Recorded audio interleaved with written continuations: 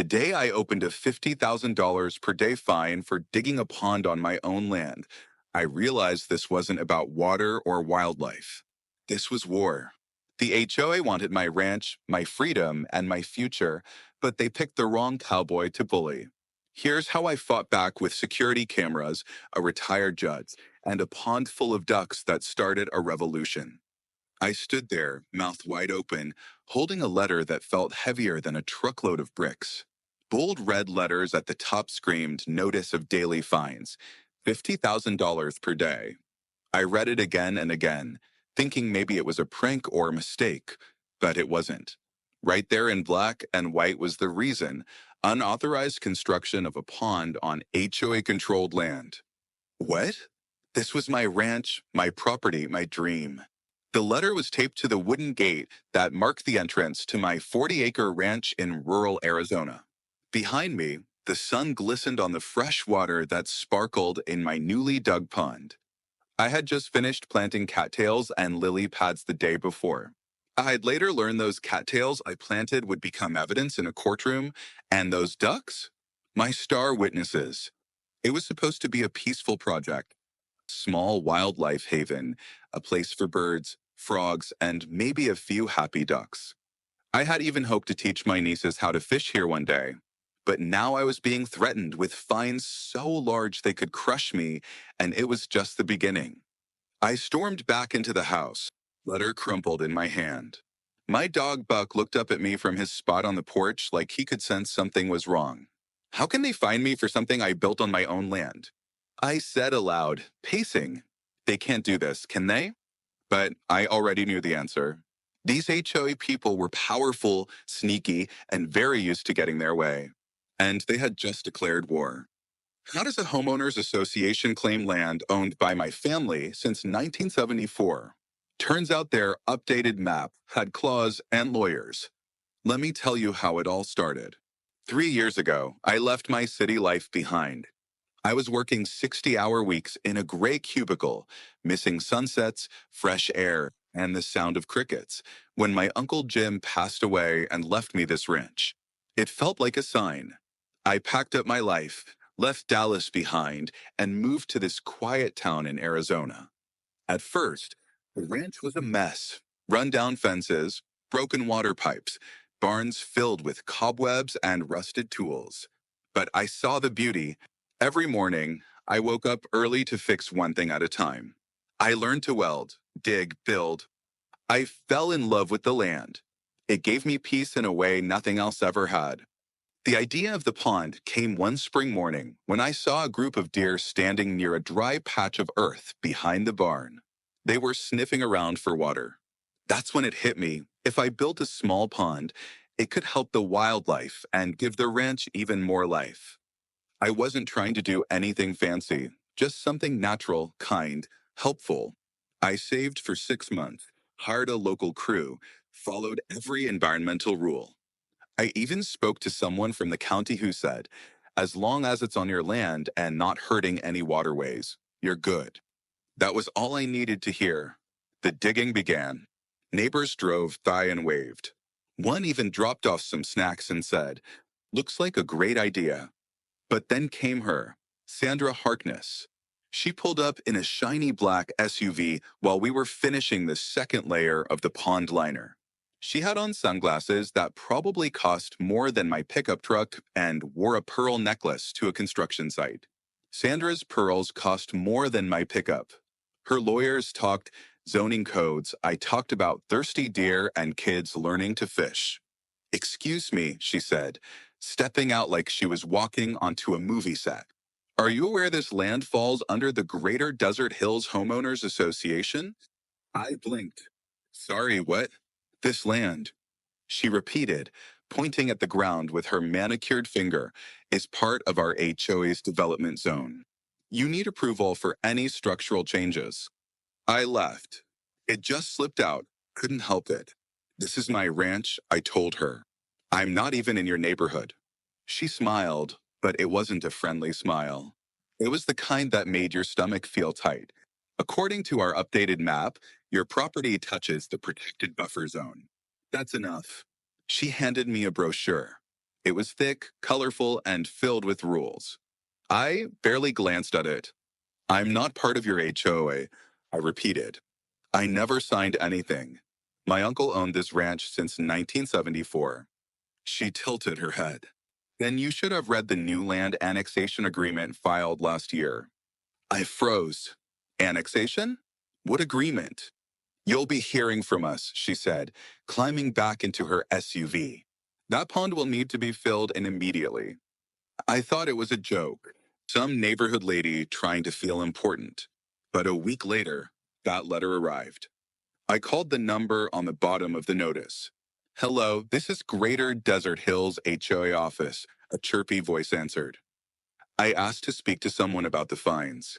Chirpy voice turned serious real quick. Are you Mr. Tom Walker, owner of Parcel 17B? Yes, that's me, I said. Sir, you are in violation of HOA Policy 4.1, subsection A, all unauthorized water structures. I'm not in your HOA. I cut in. You can't find me. We have documentation that says otherwise. Your land falls within the newly adopted oversight zone. Unless you wish to dispute the claim legally, daily fines will continue starting tomorrow. I was stunned. I hung up and immediately called my lawyer friend Rick. Rick was a cowboy at heart, but sharp as a knife when it came to land law.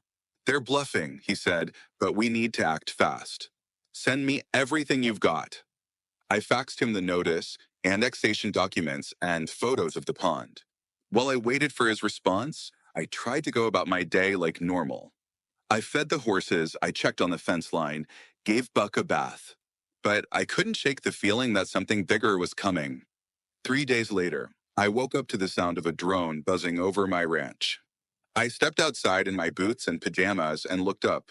The drone hovered above the pond, then zipped away toward the hills. HA is watching you, my neighbor Carl said later that morning. They're playing dirty now. Carl was in his 70s and had lived here since before the area had street names. You want some advice? He said. Don't trust a single smile from them folks, especially that Sandra. Trespassing was just their opening move. The real attack came at 3 a.m. with gasoline and a box of matches. That night, I got another letter. This one had no warning, just a bold headline, court injunction filed. Remove the pond or face further action. My hands shook as I read the final line. Failure to comply may result in property seizure. They were threatening to take my ranch, my home.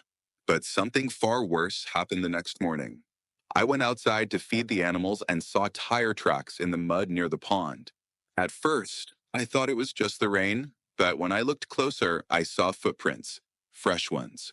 And right there in the middle of the pond, a large sign had been hammered into the dirt. It read, under investigation, no trespassing, HOA property. They had come onto my land in the middle of the night and planted their claim without warning or permission. I stood there staring at the sign, my fists clenched, heart pounding.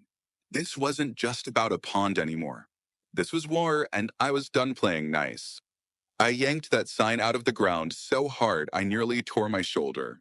The wooden stake cracked in half as I flung it into the bushes. Buck barked as if cheering me on. This is my land. I yelled, even though no one was around to hear me. But it wasn't just the sign that got to me. It was the violation, not just of property, but of trust. They had trespassed in the dead of night, claiming they had authority over a ranch that had never once belonged to them. I called the sheriff's department, not 911. This wasn't an emergency yet, but the regular line. Sheriff's office. How can I help you? A calm voice said. I explained what happened. The drone, the trespassing, the threatening letter, and now the sign. The deputy on the other end, Officer Mendes, sighed deeply. Tom, I've heard about this HOA drama already from a few folks in your area. Problem is, if their lawyers filed this annexation with the county and it wasn't challenged in time, they may technically have jurisdiction. Jurisdiction over land they never owned? I snapped. That's not law, that's theft. I agree, he said, but these HOA legal teams find creative ways to rope in properties. I'm not saying it's right. I'm saying it's legal, at least on paper. But they came onto my land, I argued, without permission. That's trespassing. He paused. Do you have cameras? No, I said slowly, realizing that might have been a mistake. You should install some. Meanwhile, I'll file a report just in case. I thanked him and hung up, more angry than relieved. If the law couldn't protect me, then I'd have to protect myself. So that's what I did. I drove into town and spent the last of my savings on 4 solar-powered security cameras, motion lights, and a private property. Trespassers will be prosecuted, sign the size of a barn door. The man at the hardware store gave me a look when I hauled it to the counter. HOA trouble? He asked, half smiling. I nodded grimly. Join the club, he muttered. Back at the ranch, I installed everything by myself. The cameras blinked red as they came online. I angled them straight at the pond, barn, front gate, and my house. By sunset, the ranch looked like Fort Knox. I didn't sleep that night. I kept checking my phone, watching the live feeds, waiting for something. I hoped it would all be quiet. I prayed they would back off, but they didn't. The next morning, I found fresh tracks again, this time near the barn. And someone had left another note. It was typed in all caps, printed on thick paper, and pinned to my barn door with a nail. You have been warned. Remove the illegal water feature immediately. The HOA will not be ignored. This time, I called Rick, my lawyer friend, with panic in my voice. They came back again. He didn't waste time. I've looked into the HOA's annexation filing. There's something weird. It was pushed through during the pandemic. Nobody knew. They folded in dozens of properties, including yours, using an emergency land use loophole. So it's legal? No, it's sketchy. But if we fight it, we need money, court costs, research, maybe a private investigator. I don't have much left, I said, swallowing the lump in my throat. He was quiet for a second. I might know someone who can help. A retired judge. She hates HOAs. Let me talk to her. That gave me a sliver of hope. I went back outside, trying to pretend everything was normal. I checked the fences, watered the garden, fed the animals. I sat near the pond and watched a pair of ducks swim peacefully. They didn't know about letters and fines and court threats. They just floated, and for a moment, I felt peace again. But it didn't last. That afternoon, Sandra Harkness returned. I heard her SUV before I saw it, tires crunching gravel, engine humming like it owned the road. She didn't even ask to come in. She pulled up right to the barn and stepped out, heels clicking on the dirt. You're making this much harder than it has to be, Mr. Walker, she said, pulling off her sunglasses. I crossed my arms. Get off my land. She gave me a pitying smile. It's not just your land anymore. It's part of a community, one with rules. No one told me about.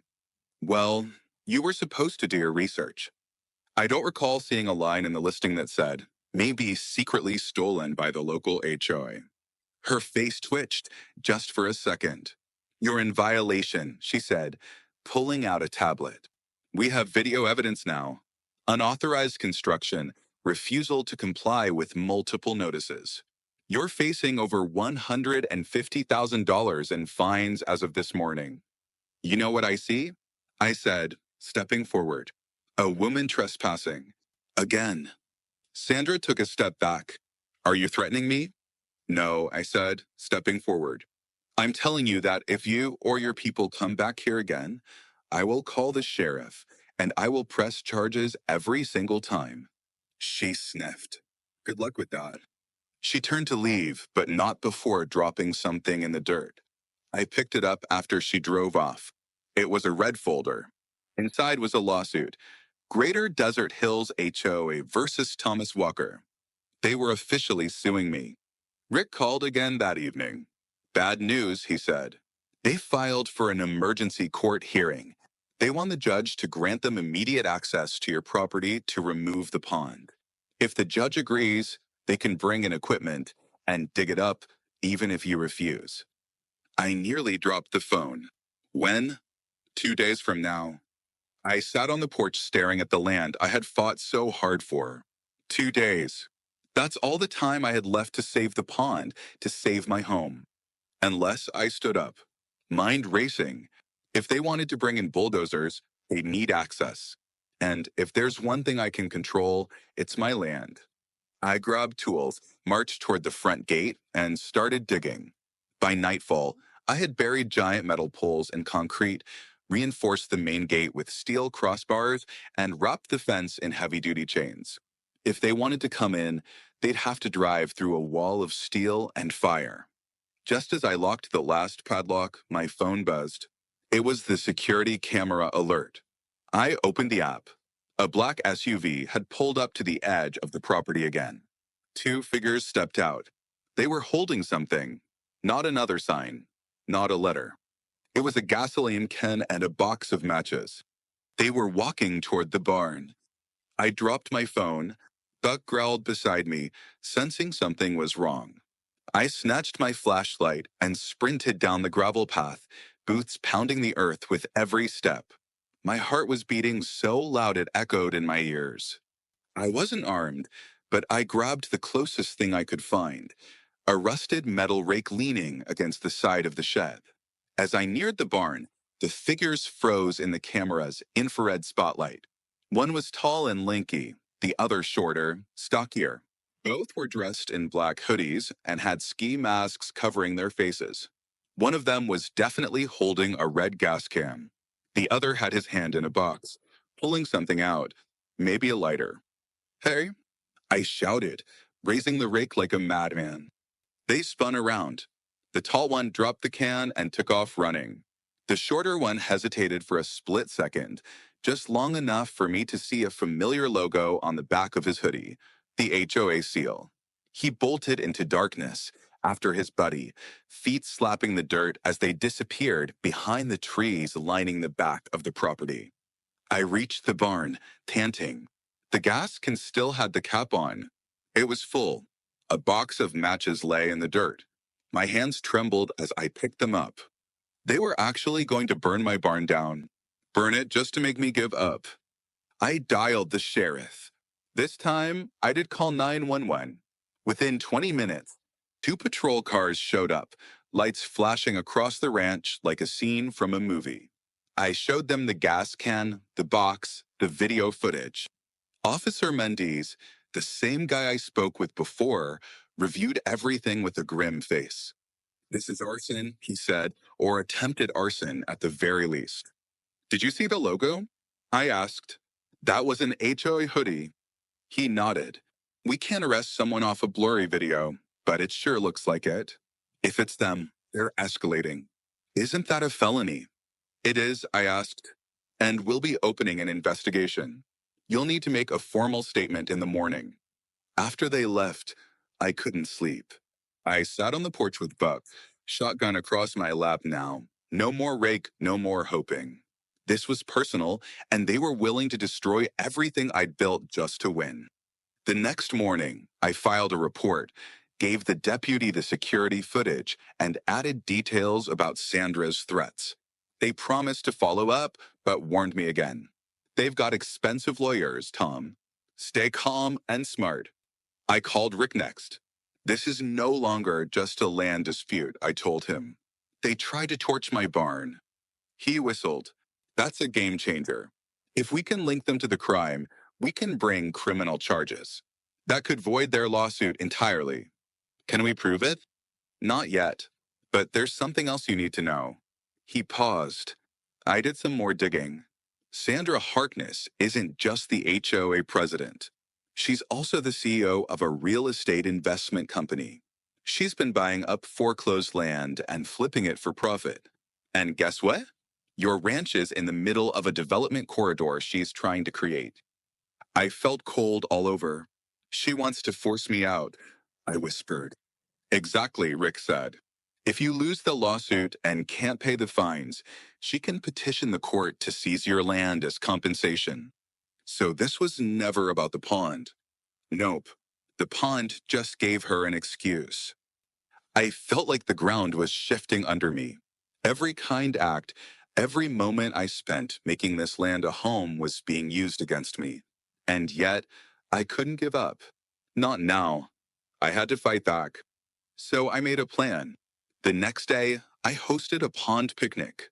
That's right, I invited every neighbor, local farmer, every store owner, kid from the 4-H club. I printed flyers, handed them out at the farmer's market, posted them on fences. Free lemonade, fresh fish, live music. Save the pond day. I borrowed folding chairs from the community center, set up a grill, and strung fairy lights around the pond. By noon, we had over 50 people on the ranch. Old men played banjos, kids skipped rocks, families fished off the edge. Some brought homemade pies, others just brought their smiles. And right in the middle of it all, I stood up on a hay bale and told my story. I told them about the letters, the trespassing drone, the 50,000, day fines, the lawsuit, and yes, the attempted arson. You could feel the anger rise in the crowd. One man shouted, "You're not even part of that HOA." Another yelled, "They did this to my cousin in New Mexico. She lost her house." And then someone started a chant, "Save the pond, save the pond." It grew louder and louder. Soon, everyone joined in. Save the pond, save the pond. Sandra must have heard it because 2 days later, I got a new letter. This one came not in an envelope, but by courier. Notice of emergency hearing. 8:20 a.m. tomorrow. Courtroom 4B. Rick called me 5 minutes later. "They're fast-tracking the case," he said. "Probably to stop the momentum. You made them nervous. You think we're ready? We better be. We've got the footage, letters, and the public behind us. But this judge? No nonsense. You'll need to speak." I stared out at the pond as the sun set behind it. The water rippled gently. A heron stood at the edge, completely at peace. I made a promise that night. No matter what happened in that courtroom, I would not let them destroy it. I walked into that courtroom smelling like smoke and rage and left with the two sweetest words in Arizona: contempt of HOA. The next morning, I put on my best boots and walked into that courthouse with my head held high. Courtroom 4B was small and cold, filled with legal types and silent stares. Sandra sat at the front, dressed like she was attending a gala, surrounded by two sharp-suited lawyers. She smirked when she saw me. The judge entered. Everyone stood. Then the hearing began. Sandra's lawyers spoke first. They talked fast and used big words. Noncompliance, zoning regulation, oversight authority, emergency enforcement. They painted me as a reckless landowner, someone who deliberately defied community codes and endangered future neighborhood planning. When it was our turn, Rick stood tall and calm. "We have proof this man was never made aware of the annexation. He received no formal notification, no community input, no chance to object. And we have video proof of intimidation, harassment, and a potential criminal act." The judge raised an eyebrow. "What criminal act?" Rick looked at me. I stood up and held out the flash drive. "May I show you, Your Honor?" He nodded. We played the security footage.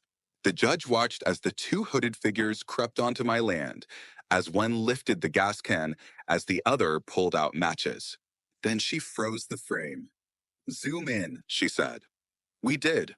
Right there on the back of the hoodie was the HOA crest. She leaned forward. "Is this individual known to you?" "Yes, Your Honor," I said clearly. "That's Jacob Welch, HOA enforcement officer." The courtroom fell silent. Sandra's face went pale, and the judge spoke in a low, sharp voice.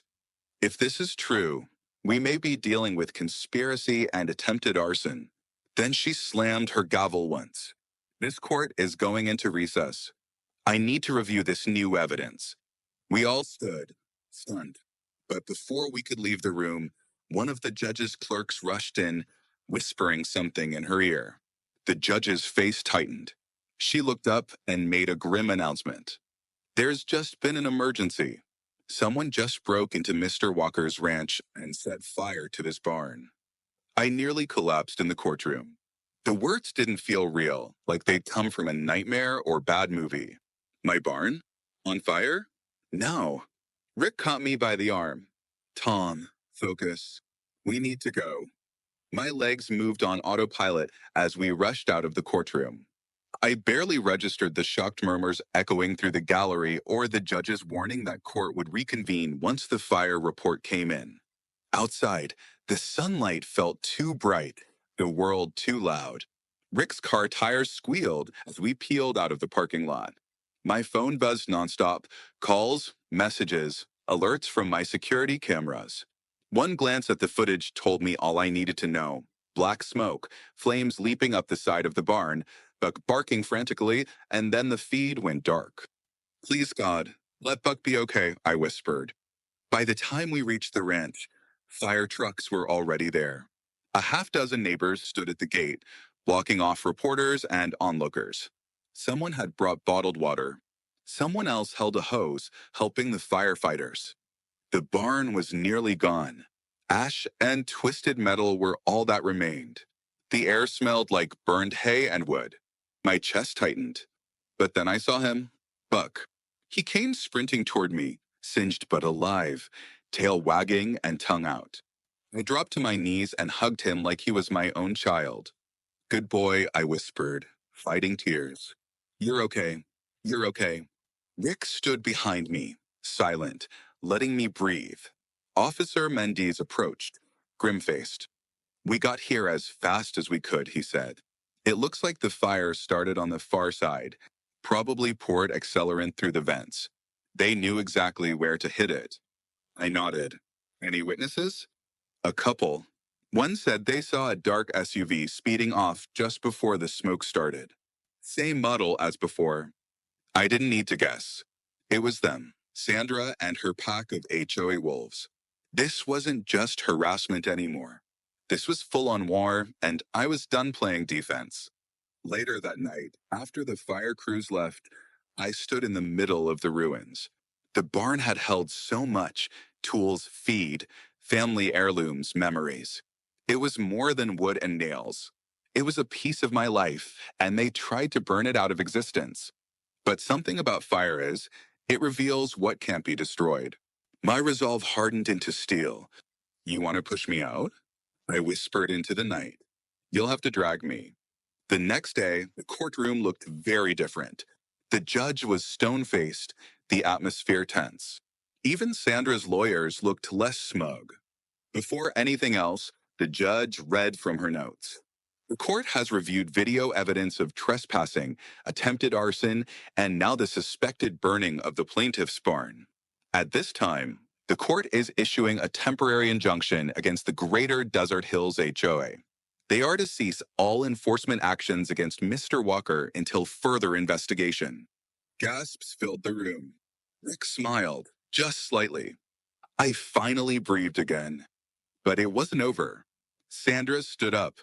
Your Honor, with respect, this man is dangerous. He refuses to cooperate. He incites the community and slanders our organization. The judge cut her off. Ms. Harkness, your officers are seen on video attempting to commit a felony on Mr. Walker's land. Your organization is now under investigation. Sit down. She sat. For the next hour, we presented our full defense. Every photo, letter, map, and clip.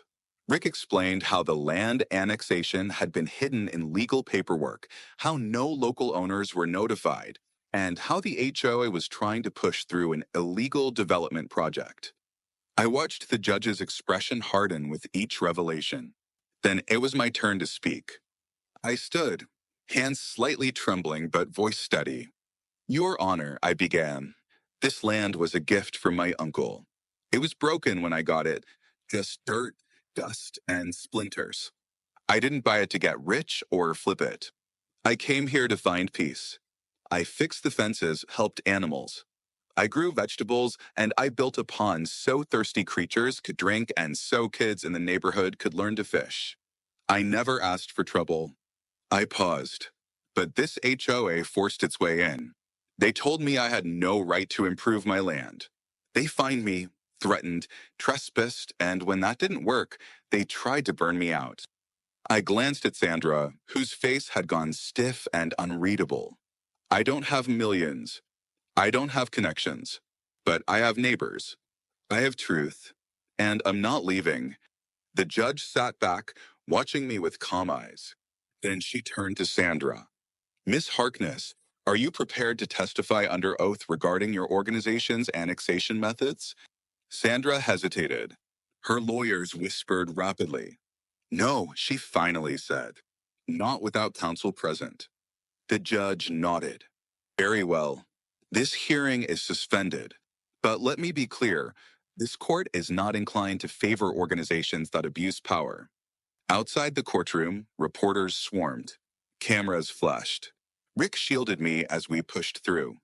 Tom, someone yelled. Is it true they tried to kill your dog? Will you rebuild? Is the HOA being dissolved? I didn't answer. Not yet. Instead, I returned home. Neighbors were waiting. One brought cookies, another had cash in a jar. Someone set up a GoFundMe. Kids had drawn signs that read, Save Mr. Walker's Pond. I stood in the middle of that circle and made a promise. We will rebuild the barn. Cheers. We will keep the pond. Louder cheers. And we will never let bullies like the HOA take away what makes this land special. Applause erupted around me. But just as the crowd was starting to settle, Rick tapped my shoulder and pulled me aside. He was holding a document. They're not done, he whispered. I just got this. The HOA filed another motion. This time, they're accusing you of contaminating the water supply with your pond. What? They're claiming runoff from the pond is polluting the neighborhood well. If the court believes them, the Environmental Protection Agency could get involved. They're trying to go federal. I stared at him, stunned, and he added quietly, if they win this one, you could lose everything. I didn't speak for a moment. Lose everything? Rick's words echoed like gunshots in my mind. They're not even pretending anymore, I muttered. They'll use anything. Lies, threats, lawsuits. They're just throwing fire at my life, hoping something catches. Rick nodded solemnly. And they're doing it fast. This motion? It's a strategic nuke. If the EPA starts investigating, they can freeze your property, shut down access to the pond, even force you to move while they assess environmental risk. You could be locked out of your own ranch for months. And all of this because I dug a pond to help some wildlife? Because you stood in the way of their development plans. Rick corrected. You're the last patch of land they don't control, and that makes you the enemy. I looked out at the land, the pond, the scorched remains of the barn, the tree where Buck liked to nap, the hills that turned gold in the evening sun. No, I wasn't going down like this. We fight, I said. Whatever it takes. Rick smiled. Good, because I already started. I filed a counter motion this morning. For what? To sue them back. For trespassing, harassment, attempted arson, unlawful annexation, and emotional distress. I even included damage to livestock and property. I blinked. Isn't that aggressive? Rick laughed. You're in a war, Tom. We either play offense or lose everything. But we still had a problem. The EPA accusation. If it stuck, all the other lawsuits wouldn't matter. So we called in backup. Rick contacted a local environmental scientist named Dr. Leslie Grant. She was sharp, fearless, and hated bullies. When we told her about the HOA's accusations, she drove out to the ranch the next morning with testing kits and 2 assistants. Dr. Grant walked around the pond, took water samples, checked the soil, and examined the nearby streams. No signs of pollution, she said. No runoff, no chemical leaching, nothing. Then why are they saying this? I asked. She looked up from her clipboard and said flatly, because they think no one will check. We spent the next few days compiling evidence. Dr. Grant filed an official environmental report with the county. Rick included it in our legal response. Meanwhile, my neighbors organized a pond peace walk. Dozens of people marched from the town square to my ranch, carrying signs that read, Keep our pond. Stop HOA abuse. Let the ranch live. Even the mayor showed up. This pond is helping the land, he said into a microphone, not hurting it. Local news stations aired the story. It started going viral. People from across Arizona and even other states sent messages of support. I built a pond too. Same fight. Don't back down, Tom. You're fighting for all of us. I lost my ranch to HOA bullies. Don't let it happen to you. It gave me strength, hope. But Sandra wasn't done. I thought winning in court meant peace until I found the oil can they planted to frame me as an eco-terrorist. One night, just as I sat down to eat, my phone buzzed, a new security alert. I opened the feed and felt my blood run cold. A black pickup truck was pulling up to the rear fence, the part we hadn't reinforced yet. Three men jumped out, faces covered, and started cutting through the wire with bolt cutters. I jumped up, grabbed my phone and flashlight, and bolted out the back door. Buck was already barking like crazy. As I approached, I shouted, "Hey, get off my land." They froze. One of them turned and chucked something at the pond, small and metal. Then they all bolted back to the truck and peeled away into the night. I rushed to the water's edge. The object floated for a second and then slowly sank beneath the surface. Rick arrived 10 minutes later. We waded into the pond with gloves and pulled it out, a rusted old oil can. Empty, but clearly meant to cause panic.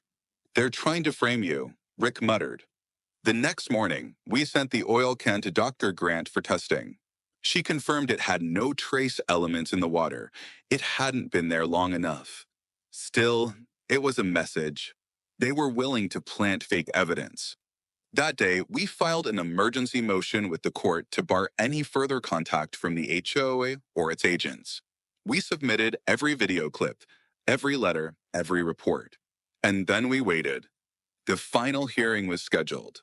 The judge would decide everything, whether the pond stayed, whether the annexation stood, whether the HOA faced consequences. I wore my cleanest shirt and boots. Rick wore his sharpest suit. Buck even wore a red bandana. Courtroom 4B was packed. Reporters lined the back wall. Locals filled the benches. Sandra sat at the front, pale but still defiant. Her lawyers whispered frantically. The judge entered. After swearing everyone in, she spoke. "This court has reviewed weeks of documents, video evidence, environmental reports, and legal motions. It is clear this case is about far more than a pond. It is about abuse of power." Sandra shifted in her seat. First, the judge continued, "This court finds no evidence that Mr. Walker's pond causes environmental harm. The EPA has been notified, and this matter is considered closed." Relief flooded through me. Second, the annexation filed by Greater Desert Hills HOA is hereby declared invalid due to lack of process, proper notification, and community input. A gasp echoed through the room. Rick squeezed my shoulder. Third, the attempted arson, trespassing, and harassment carried out by members of the HOA board, including Enforcement Officer Jacob Welch, are being referred to the district attorney for criminal investigation. Sandra's face went ghost white. The judge wasn't finished.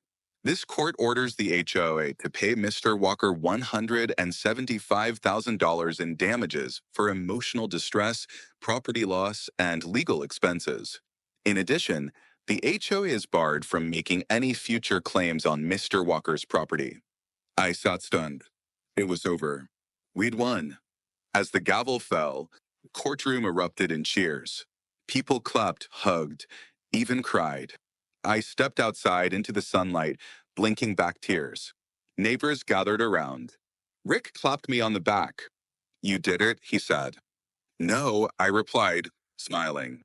"We did." Reporters swarmed again, asking what I planned to do next. I looked out at the land, my land, and said with pride, "I'm going to rebuild the barn." But just as the crowd began to disperse, Rick pulled me aside. "I didn't want to mention this before the hearing," he said, "but there's one last thing you should see." He handed me a folder. Inside was a land deed, and it showed that Sandra Harkness had recently bought the property next door to mine. She wasn't going away. Not yet. I stared at the deed in silence. Sandra Harkness now owned the land right next to mine. A bitter taste rose in my mouth. The court had ended the HOA's grip on my ranch, but clearly, Sandra wasn't finished. She had just moved the battlefield. She bought Jenkins' property, Rick said, tapping the paper. 20 acres, vacant, no structures, just desert and a well. Why? I asked, though deep down, I already knew. Leverage, Rick said. Control. Maybe revenge. Or maybe she just wants to be close enough to find another way to drive you out. I closed the folder and looked at the horizon. My pond sparkled under the warm sun. The land was still mine. The barn was ashes, but my spirit whole. If Sandra thought owning the land next door would scare me, she didn't understand one thing about country folks. We don't back down. 2 weeks passed. Life slowly returned to normal. Volunteers helped me clear the remains of the barn. The town's hardware store donated supplies. A local carpenter named Eli offered his time for free, and in just over a month, a new barn was standing, stronger than before. We painted it red and white with the words Walker Ranch 2022 in bold letters over the doors. The pond, it was thriving. Tadpoles, dragonflies, ducks, even a pair of turtles that made a home near the rocks. The kids from the 4-H club visited every Saturday to help care for the wildlife. It was everything I had dreamed of when I left Dallas. And then the trucks came. I was chopping wood near the porch when I heard the rumble. 3 massive dump trucks, a backhoe, and a shiny white pickup truck with Sandra in the passenger seat rolled up to the empty lot next door. They started unloading pallets of concrete, rebar, pipes, and construction fencing. Men in yellow hard hats got to work at the boundaries. I walked over to the fence and waved. One of the workers nodded politely. We're putting in a water treatment plant, he said. What? Private project, he shrugged. Some HOA executive hired us. Going to recycle wastewater and maybe run irrigation through the valley. Looks like a big one. My stomach dropped. Rick drove out that night. This is a direct shot at you, he confirmed. She's putting in a fake green project to justify running pipelines near your land. If she gets county approval, she can argue that she needs an easement right through your ranch. Is that legal? Only if you let her. So I didn't. I filed a complaint with the zoning commission. I shared drone footage of the land, court rulings, harassment history. Dozens of locals submitted public objections. Even the mayor spoke out against the project. This is a scam, he said during the town hall. A personal vendetta dressed as environmentalism. But Sandra was cunning. She hired lobbyists, hosted fundraisers, and spun the story to her advantage. She told the local news I was an uncooperative landowner standing in the way of progress. One night, I found a flyer taped to my gate. Walker Ranch endangers water conservation efforts.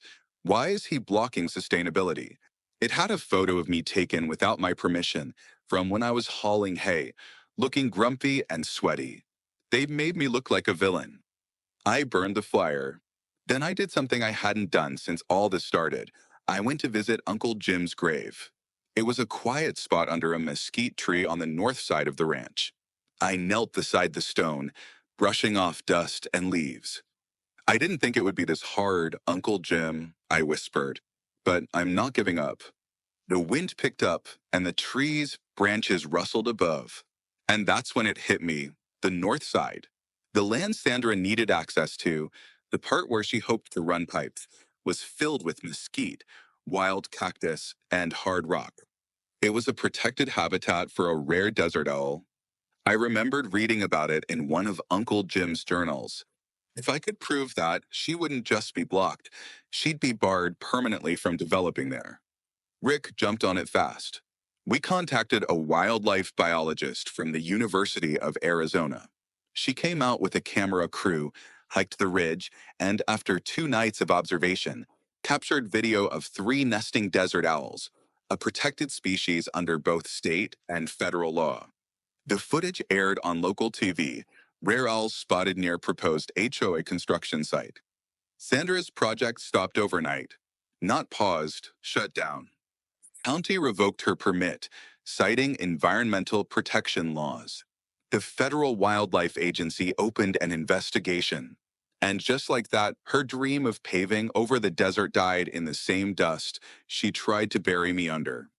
A week later, Sandra's home was vandalized, spray paint across the garage, conned winds. I didn't condone it, but I understood the anger. She had tried to destroy something beautiful, and the community rose up to stop her. 2 months after that, the HOA board forced her to resign. She disappeared from public view, gone like a bad storm that passed and left broken branches behind. And me? I stayed. I rebuilt. I started giving pond tours to local schools. Rick helped me set up a foundation, the Ranch Roots Project, to help rural landowners fight back against unjust HOA tactics. We hosted town workshops, offered legal guidance, and gave people hope. I didn't just survive. I grew. The day they bulldozed Sandra's illegal pipeline, we drank pond water from mason jars. Tasted like justice and maybe one frog. And every morning, as the sun rises over the water and buck curls up beside my boots, I remember what I almost lost. I think about how close they came to burning it all down. And then I look at the ducks, the turtles, the children fishing with their dads, the laughter, the healing, and I know one thing for sure, no matter how many suits or signs or lawsuits they throw at me, they'll never take this pond.